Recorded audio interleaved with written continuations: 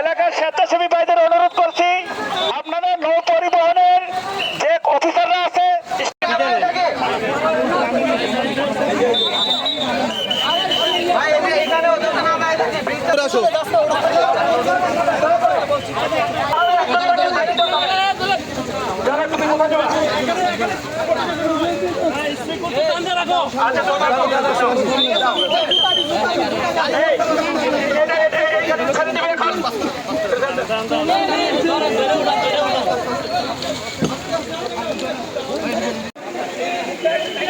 একজন বা দুজন থাকে, এতজন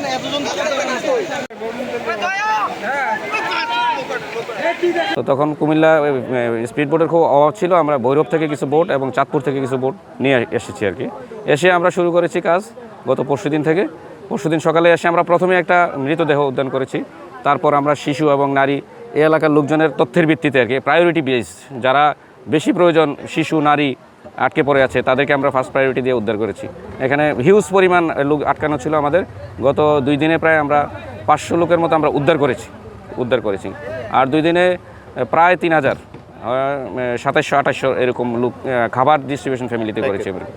আর আমরা বিআইডব্লিউটিএ থেকে আমরা আপনার 1000 খাবার নিয়ে এসেছিলাম।